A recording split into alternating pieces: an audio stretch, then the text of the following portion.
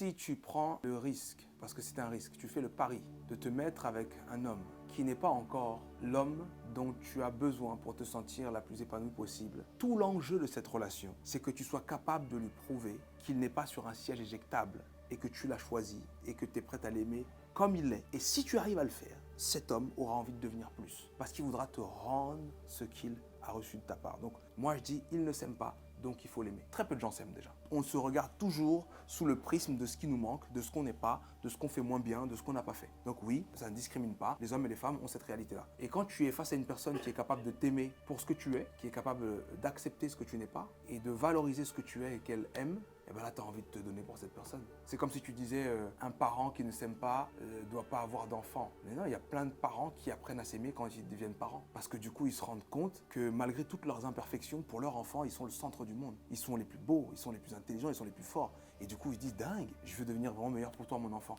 Et tu te mets à donner. L'amour est un moteur. L'amour, c'est l'identité de Dieu.